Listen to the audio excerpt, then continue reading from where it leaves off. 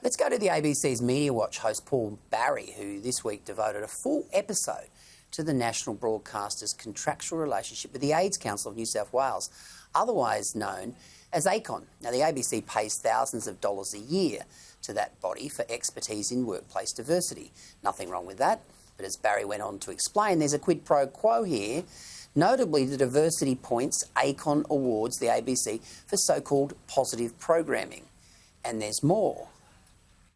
What's more, emails obtained under FOI by a women's anti-trans group called ACON Exposed also show ACON's ABC relationship manager offered editorial tips. And emails from 2020, obtained under FOI, show an ABC journalist seeking and receiving advice from ACON on the correct definition of the word family.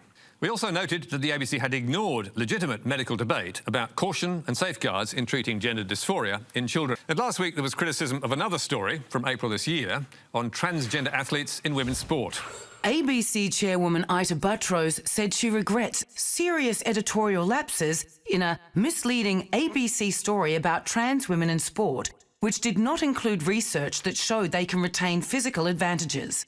Now, we have not conducted a full audit of the ABC's editorial coverage, but the concern here is that it is not impartial, but one-sided. The problem here is a media group partnering with and being rewarded by a lobby group, any lobby group, and how that can lead to perceptions of bias in coverage or to bias itself.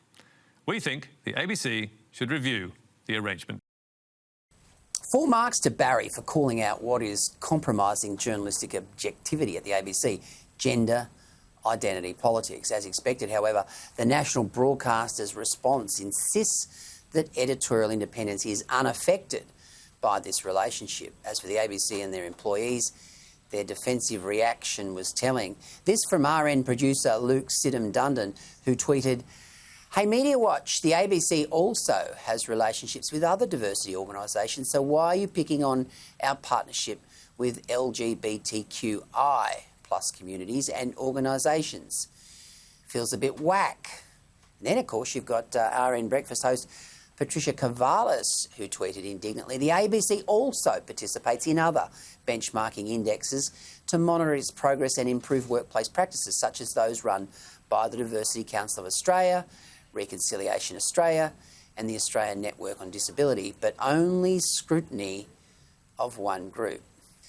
Completely ignoring the many examples that Barry actually raised, even when it's their own senior journalists spelling out to them that they have a serious problem. All right, let's bring back in Sophie Elsworth and Kel Richards. Sophie, what did you make of all that? Well, this is rare, but I want to say Paul Barry did a very good job on that report. Media Watch, it's a rarity for them to hold the public broadcaster to account, and he did so on this occasion. I think this is disgraceful. The fact it had to go through an FOI to really dig down into what were the connections between this lobby group and the ABC, and then the ABC's put out this statement basically saying, "Oh, nothing to see here," is nothing short of appalling. And I think this raises many questions. What else is going on inside there at the ABC that it took an FOI to dredge up examples of what was actually going on? I think this is incredibly concerning, and it implicates the journalism that the public broadcaster is putting out, and also that Ita Buttrose had to make an apology on their reporting. I mean, this is happening more and more often, Peter, and this is not becoming something that's a one-off case. It's becoming frequent with the ABC, and I'm really glad that Media Watch held them to account over this. Kel, they make some funny decisions over there. But not amusing decisions, I have to say. Just very odd decisions, you're quite right. And this particular case, ACON, the AIDS Council of New South Wales, I don't think is a normal advisory body or diversity body. I think it is extremist.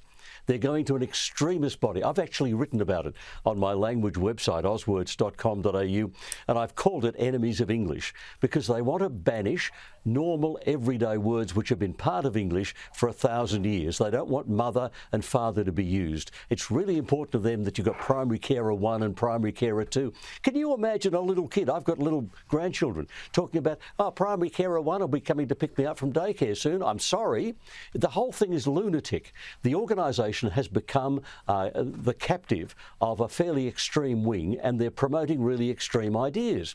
And then for Paul Barry to expose that those extreme ideas are being listened to and acted on, I think is good. As Sophie said, brilliant. Well done, Paul. That's really excellent. But then for a bunch of ABC staff members to come in and say, it doesn't matter how extreme or how radical or how bizarre these people... Yep. Par for the cause. Yeah, well, you're right. You're right. But they shouldn't be defending this. No, they shouldn't be. And they need to take a good look at what they tweet, these people, particularly Ida Buttrose.